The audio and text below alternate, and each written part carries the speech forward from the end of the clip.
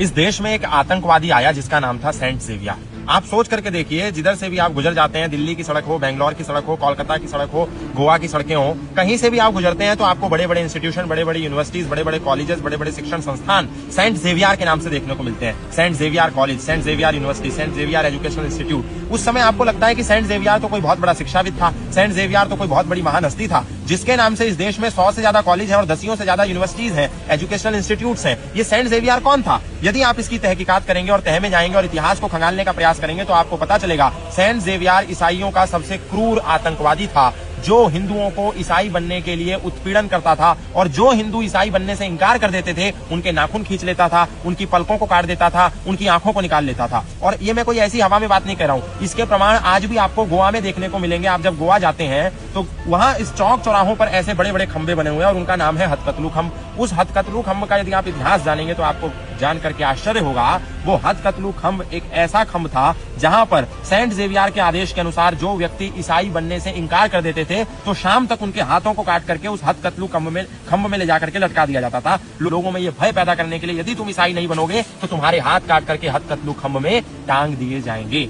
आप सोचिए, Saint Xavier जैसा क्रूर आतंकवादी जिसने हिंदुओं के हाथ इसलिए काट दिए, और एक हिंदू नहीं लाखों हिंदुओं के, शाम होते होते हथकतलू खंब में हजारों हाथ लटक जाते थे और आसपास से गुजरने वाले लोगों के मन में यह भय पैदा हो जाता था कि यदि हम ईसाई नहीं बने तो कल हमारे भी हाथ काट करके यहाँ टांग दिए जाएंगे। बस उसी भय के कारण वो ईसाई हो जाते थे। सोचिए, ऐसे क्रूर आतंकवादी के नाम पर आज भी भारत में कितनी यूनिवर्सिटीज, कितने एजुकेशनल इंस्टीट्यूट्स, कितने कॉलेजेस, कितने एजुकेशन सेंटर्स बने हुए हैं और हमको लग रहा है ये कोई इस धरती पर मुझे आज कोई बता रहा था सेंट जेवियर नाम का जो आतंकवादी था, बर्बर क्रूर शासक था, उसकी कोई स्थान है जहां पर वो मरा था। अब उसकी शरीर को कीड़े लग गए। सेंट जेवियर की ना आत्मा बची ना शरीर बचा, उसकी हड्डियों को कीड़ों ने खा करके चूरा चूरा हो गया। उसके बाद भी उसका पता नहीं कौन सा फेस्टिवल होता है, प्रति वर्ष होता है और लाखों की तादाद में सनातनी वहां जाकर के हाथ जोड़ते हैं। जिसने केवल पूरे जीवन सनातनियों को धर्मांतरित करने में लगाया, जिसने लाखों लाख सनातनियों को सनातनी से ईसाई बनाया, इस धरती पर मुझे आज कोई बता रहा था सेंट जेवियर नाम का जो आतंकवादी था, बर्बर क्रूर शासक था, उसकी कोई स्थान है जहां पर वो मरा था। अब उसकी शरीर को कीड़े लग गए।